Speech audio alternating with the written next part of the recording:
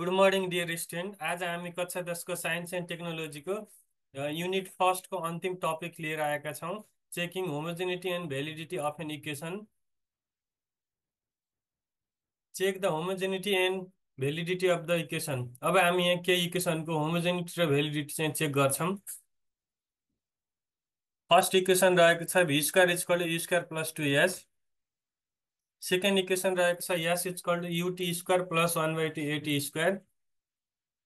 Third equation रहेको छ s is equal to ut plus 1/2 at square. अब हामी यो तीनटा इक्वेसन चाहिँ तीनटा इक्वेसनको होमोजेनिटी र भ्यालिडिटी चेक गर्दैछौँ। फर्स्ट इक्वेसन रहेको छ v square is equal to u square plus 2as। कुनै प्रिन्सिपल अफ होमोजेनिटी चाहिँ के भन्छ भने कुनै पनि इक्वेसन कति बेला होमोजेनियस हुन्छ भने त्यो इक्वेसनको लेफ्ट ह्यान्ड साइड र राइट ह्यान्ड साइडमा भएका टर्मको युनिट सेम भयो भने के हुन्छ, इक्वेसन होमोजेनियस हुन्छ। होमोजेनियस भएपछि इक्वेसन भ्यालिड पनि हुन्छ है। अब यो इक्वेसनको होमोजेनिटी र भ्यालिडिटी चेक गरौँ। यसको लेफ्ट ह्यान्ड साइडमा चाहिँ के छ, v स्क्वायर छ। भेलोसिटीको युनिट के हो त, मिटर पर सेकेन्ड हो। यहाँ स्क्वायर भएको भएर स्क्वायर भयो। के भयो त, metre square upon s square भयो। मिटर स्क्वायर एस स्क्वायर माथि जाँदा के भयो त, माइनस भयो, एस माइनस 2 भयो, एस पावर माइनस 2। यसको राइट ह्यान्ड साइडमा के छ त, यु स्क्वायर प्लस 2as छ। अब सबै फिजिकल क्वान्टिटीको युनिट लेखौँ। युको युनिट के हो त, मिटर पर सेकेन्ड हो। यहाँ स्क्वायर भएको भएर स्क्वायर भयो। अनि ए को युनिट के हो त, metre per second square. S को युनिट मिटर। के भयो त, यो मिटर स्क्वायर अनि यो एस स्क्वायर माथि जाँदा के भयो, एस पावर माइनस 2 भयो, plus metre into metre, metre square भयो। एस स्क्वायर माथि जाँदा के भयो, एस पावर माइनस 2 भयो। अब हामीले के पायौँ त, यो इक्वेसनको लेफ्ट ह्यान्ड साइडमा भएको टर्मको युनिट र राइट ह्यान्ड साइडमा भएको टर्म्सको युनिट चाहिँ के छ त, सेम आयो। सो यो इक्वेसन के भयो, होमोजेनियस भयो। इक्वेसन होमोजेनियस भएपछि के हुन्छ, भ्यालिड हुन्छ। अब अर्को इक्वेसन हेरौँ। S equal to u t square plus 1/2 a t square. यसको लेफ्ट ह्यान्ड साइडमा के छ त, यास छ। यासको युनिट के हो त, मिटर हो।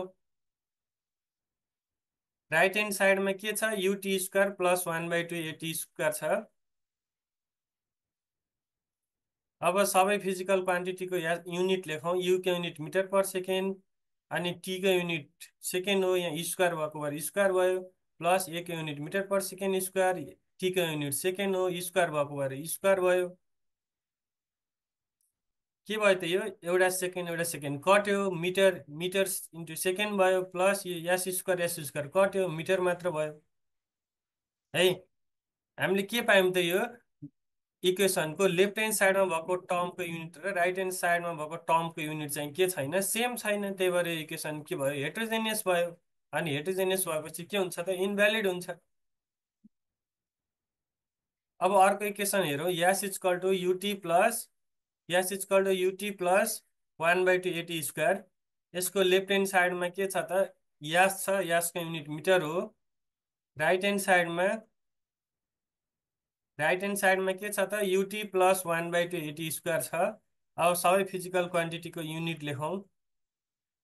के हुन्छ त, युको युनिट मिटर पर सेकेन्ड भयो, टाइमको युनिट सेकेन्ड भयो, ए को unit metre per second square, t को युनिट सेकेन्ड हो। यहाँ स्क्वायर भएको भएर स्क्वायर भयो। के भयो त, सेकेन्ड सेकेन्ड कट्यो, मिटर मात्र भयो। एस स्क्वायर कट्यो, के भयो त, मिटर मात्रै भयो।